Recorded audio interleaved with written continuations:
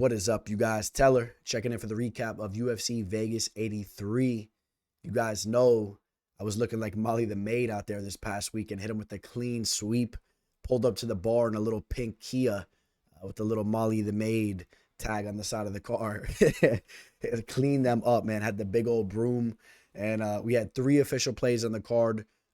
Most importantly, we hit all of those. But I would say that we did pretty good predicting this event all in all. You guys know how we're going to do it here. We're going to start at the bottom of this card, work our way up towards the top. We'll recap every fight. We'll do some fight matchmaking for specific fights that intrigue us. And what else can I say? Oh, make sure you go check out that UFC 296 prediction video that I have up here on the channel already. It's just Monday now as I'm filming this, and we're already over 2,000 views on that. I think we're going to run the numbers up there. It's a big event.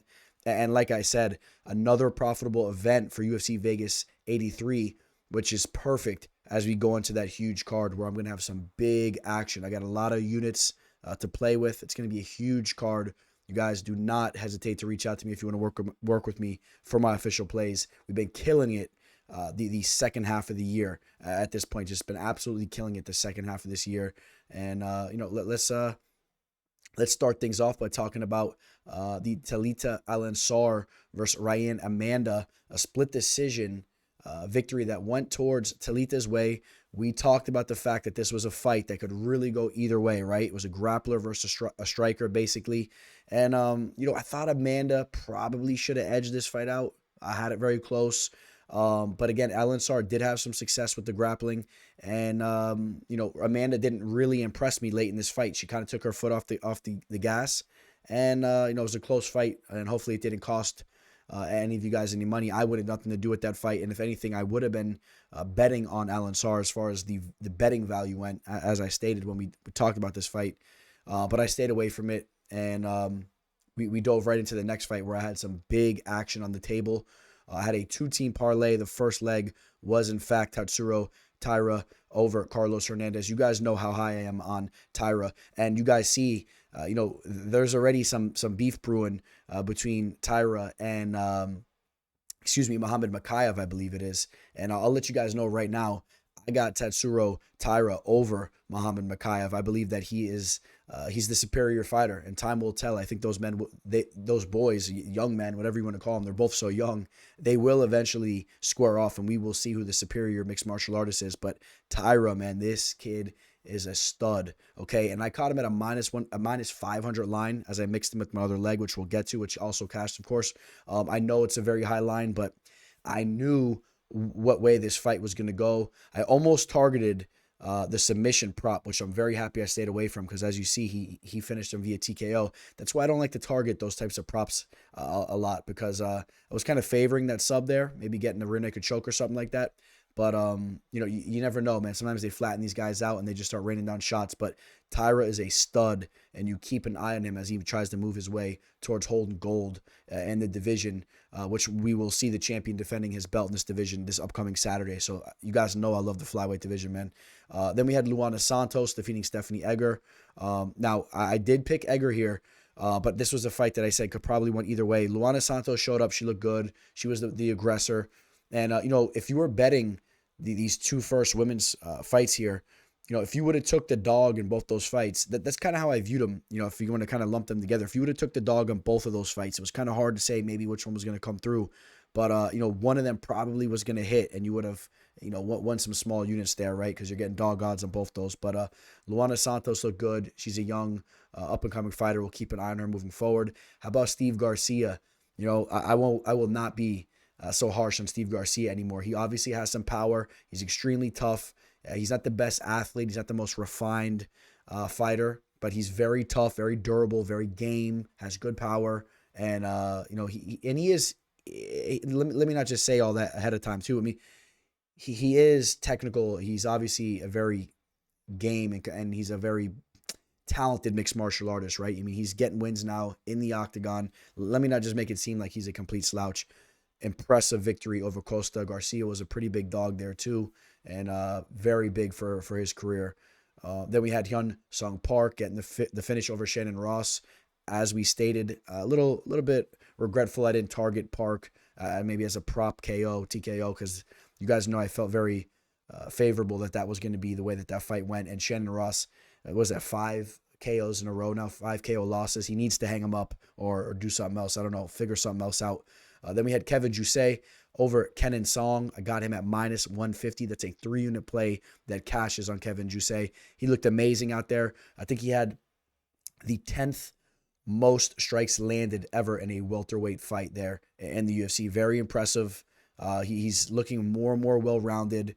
Eugene Barr, I think it's Eugene Barr, right? Eugene Barman or whatever. The head coach of City Kickboxing. Obviously, he is not putting in as much time with Israel Adesanya right now, with Adesanya kind of taking the hiatus from the game. I think that Kevin is, without a doubt, one of the new horses, kind of pulling the whatever you want to call that thing in the back that the horses pull.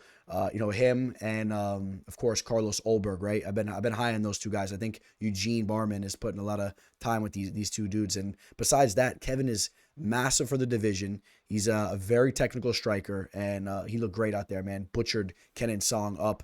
All right, so we cash there. And then we had Andre Munoz defeating Jun Young Park. Now, I'll say this much. We talked about that the value was on Andre Munoz betting. Run the tape back. It's exactly what we said. If we were betting this fight, I think the value was on Munoz. But I thought that Park won this fight, right? And I picked Park to win the fight. I thought that he won this fight. I thought that he won rounds 1 and 3. Okay, Munoz had a very dominant second round, or definitely won that second round. What Munoz did in the beginning, or even the majority of the first round, the beginning part of the first round, and at least a little past the halfway point in the first and third rounds, was not enough compared to the damage that Park did at the end of both of those rounds, okay? Those were the most significant points of the round. And actually, again, it was a significant amount of time, too. Park was in a dominating position for a good amount of time. It wasn't like it was for like 20, 30 seconds. He was there for a while. I thought he deserved to win that fight. I did not like the way that decision went. And I was with some of my boys. A lot of my boys had money on Munoz, so I was happy for them. But, I got to keep it real here. I thought Park won that fight. So you guys let me know what you thought about that fight. Tim Elliott, very happy to see Timbo going out there, stringing off victories. Gina Mazzani, they had to escort her out of the hotel. She's banging on the window. Security had to pull her away. She's begging for Timbo to take her back. After that little dusty rat over in BKFC is getting finished left and right. And, Gina did Tim dirty. So a little too late now. Timbo's big time now, okay? He's big time. He's got a stable of girls. He's a big time celebrity now, and he's getting big time UFC paychecks as he continues to make noise in the octagon, getting W's. All right, Nasrat Haqparast gets the job done. This was an official play of mine. I caught it at minus 200, even grabbed it as low as minus 180 right before the fight started, as I doubled up a little bit there, having some drinks and whatnot. But it was a 3-unit official play at minus 200 that cashed, and I felt very good about this fight. So some of you guys might have felt that 2-1 line right there, minus 200 line, was too high. Not me at all. I felt that Nasrat was, like I said, was going to be the much more accurate striker. I thought there was a much more likelihood that we see Malarkey get finished in this matchup. Haqparast has only been finished once, and that was years ago against Dober. Malarkey has now been finished quite a few times in the octagon, okay? So Nasrat's a stud, man. I like that spot a lot. Okay, so next, we had Khalil Roundtree finishing Anthony Smith. This was another play. I hate to sit here and say this is another play. This is another play. I'll start to mention more plays that I almost targeted that would have bit me in the ass. I don't want to always only just say plays that I should have took. I almost took, but I was very seriously considering taking Khalil Roundtree inside the distance or via TKO. I think you guys all felt kind of similar there. I know a lot of people were saying if Anthony Smith can survive, he could potentially drag him into deep waters, but I felt a lot more on the side of Khalil Roundtree was going to go out there and damage Anthony Smith. We saw Anthony Smith just take that damage, and in his last fight, he was almost finished against Ryan Spann, and just he's been taking a lot of damage throughout the years, and Khalil Roundtree was going to be too quick for him. Khalil Roundtree, he calls out Alex Pereira, and obviously I think we're all in agreement that that's a huge reach, or at least a pretty decent reach, because obviously Pereira is the champion, and there's other fights to be made. You got Jamal Hill there. I mean, Magomed Ankalaev is set to get a rematch with Johnny Walker January 13th. Why don't we give Khalil Roundtree a fight with well, supposedly what you would think Jan Blachowicz and Alexander Rakic are going to be facing off again. I don't see that fight officially set though. You have Volkan Ozdemir, who's coming off that submission victory over the undefeated newcomer to the octagon, Bogdan Guskov. How about Volkan Ozdemir and Khalil Roundtree? I know Khalil Roundtree is now on a 5-fight winning streak, but in all reality, he did lose to Dustin Jacoby. If you guys want to be honest about that. I don't have a problem with that fight. I kind of like that fight, actually. Volkan Ozdemir and Khalil Roundtree. I would like to know what you guys think about that. While on the other hand, Dustin Jacoby is taking on Alonzo Menafield this upcoming weekend. Maybe they run the Jacoby fight back, which I thought Jacoby got stiff there a little bit. So you guys let me know what you think about that matchup there.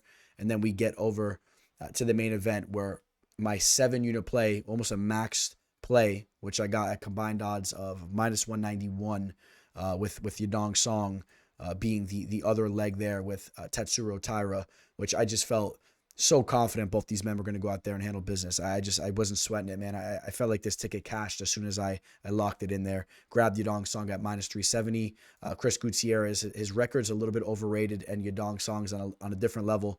And the only way I saw Song losing this fight was if Chris Gutierrez could have hit him with the flash KO. So I was willing to bet against it at that line there. I felt good about that. And Yadong Song now, dude, he's a phenomenal fighter. He's extremely well-rounded, just 26 years old. You take a look at the top of the bantamweight division. You got Chito Vera and Sean O'Malley set to fight for gold, of course. Sterling, I've been hearing rumors that Sterling is going to be going up in weight or, this and that. You got Cejudo versus Merab. Corey Sandhagen already defeated Yadong Song, so I know there's no reason to make that fight. What do you guys think about Umar Nurmagomedov and Yadong Song? I'm really starting to like that matchup there. Umar Nurmagomedov is 27 years old. We look at him as this young prospect that needs more time to develop and whatnot. Yadong Song's 26 years old. All right, so even younger than Umar. I want to see that fight. I want to see this blue chip, whatever you wouldn't even call these guys prospects at this time. Whatever you want to call them, just such promising fighters representing Russia and Dagestan, Russia, and representing China. I think that'd be a clash, man, right there. Those two guys. So two kids, guys, depending on how you want to look at them. I'm old, so I'm starting to call these fighters kids. As you see the Grays come in, and I know you guys see the Jerry curl hitting the wave there as I'm slouched out on the couch watching my Dolphins play. It's halftime right now, so I'm going to say we come through and get the W. Hopefully this doesn't age bad, but again, I know you guys see the Jerry curl doing his thing. Was laying on the couch, just scrubbing out and whatnot. So again, another profitable event here. Feeling great about this event, and as I said, we go into UFC 296 with a lot of units to play with. I hope you guys all made out good on this Vegas 83 card. Let me know what plays you guys targeted. How'd you guys do? And I want to know your thoughts on this card. And again, keep up with me on my social media, on Twitter at The MMA Teller, on Instagram at MMA Fortune Teller _. We'll be posting stuff all week. All right, guys. Much love to you all. Fins up. Welcome to the show. This is the MMA Fortune Teller. Yeah.